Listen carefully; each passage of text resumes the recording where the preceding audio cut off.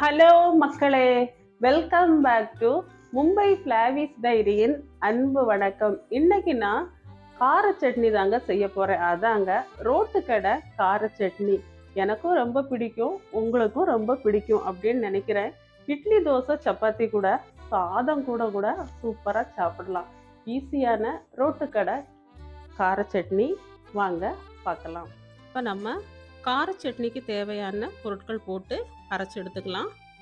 Onion 2, உங்களுக்கு சின்ன வெங்காயம் விருப்பம் இருக்கிறவங்க பாதி சின்ன வெங்காயம் சேர்த்துட்டு ஒரு ஆனியன் மட்டும் சேர்த்துக்கோங்க. பூண்டு 6 பல், காஞ்ச வத்தல் 4, காஷ்மீரி சில்லி 2, அது கொஞ்சம் கலருக்காக போட்டிருக்கிறேன்.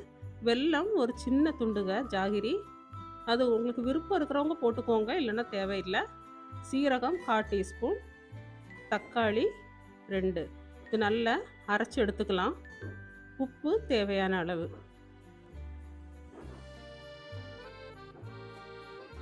இப்போ நான் நல்லா அரைச்சி வச்சுருக்கிறேன். இப்போ வந்துட்டு நம்ம சட்னியை நல்லா வதக்கணுங்க. நான் வந்துட்டு எண்ணெய் 2 டேபிள் ஸ்பூன் ஊற்றிருக்கிறேன். நல்லெண்ணெய் ஊற்றிக்கோங்க, இல்லைன்னா நம்ம ரெகுலர் ஆயில் நீங்கள் எதுனாலும் யூஸ் பண்ணிக்கலாம். கடுகு போட்டிருக்கிறேன். கடுகு கொஞ்சம் நல்லாவே பொரியணும். பொரிஞ்சதுக்கு அப்புறமா நல்லா ஃப்ரெஷ்ஷான கருவேப்பிலை போட்டுக்கலாம். கருவேப்பிலை போட்டுட்டு நம்ம அரைச்சி வச்சுருக்கிற சட்னி ஊற்றிடலாங்க. இல்லை தண்ணி எதுவுமே நான் சேர்க்கலை, இந்த தக்காளி வெங்காயத்தில் இருக்கிற தண்ணி தாங்க. இது லோ ஃப்ளேமில் வச்சு நல்லா மிக்ஸ் பண்ணிடலாம். நிறைய பேர்த்துக்கு பார்த்தீங்கன்னா அந்த பச்சை வாசம் இருக்கும்போதே சாப்பிட்றதுக்கு ரொம்ப பிடிக்கும். அப்படி விருப்பப்படுறவங்க அந்த சட்னி வந்துட்டு ஒரு 3 நிமிஷம் மட்டும் இப்படி மிக்ஸ் பண்ணி விட்டுட்டு நீங்கள் எடுத்துக்கலாம். இது ஒரு 3 ஸ்டேஜில் வச்சு நம்ம சாப்பிட்லாங்க. அடுத்து பார்த்தீங்கன்னா இது இந்த சட்னி இப்போ இந்த ஸ்டேஜில் இருக்குது. இப்படி கூட நீங்கள் சாப்பிட்லாம். இல்லைன்னா ஒரு மூடி வச்சு ஒரு 5 நிமிஷம் லோ ஃப்ளேமில் நல்ல தக்காளியை வேக வச்சிடலாம். இப்போ நல்லா வெந்துருச்சு.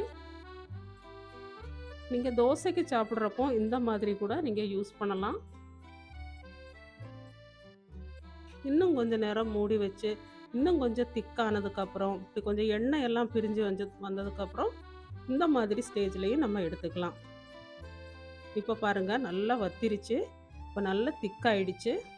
இப்போ நம்ம தோசை கூட கொஞ்சம் டேஸ்ட் பண்ணி பார்க்கலாம். சூப்பர் சட்னிங்க, ரொம்ப நல்லா இருக்கும். நீங்களும் இதே மாதிரி டேஸ்ட் பண்ணி பாருங்கள். இதுக்கு அடுத்த ஸ்டேஜ் என்ன அப்படின்னா, இன்னும் கொஞ்சம் திக்காச்சுன்னா நல்லா தொக்கு மாதிரி இருக்கும். நீங்கள் 2 நாள் வந்துட்டு வீட்டில் வச்சு யூஸ் பண்ணிக்கலாம், கெட்டு போகாது. நான் அந்த பவுலில் வச்சுருக்கிறேன் பாருங்கள், இந்த அளவுக்கு திக்காக இருந்தால் இன்னும் 2 நாள் நம்ம யூஸ் பண்ணிக்கலாம். சாதத்து கூட நம்ம யூஸ் பண்ணிக்கலாங்க, போட்டு பிசைஞ்சு சாப்பிடலாம்.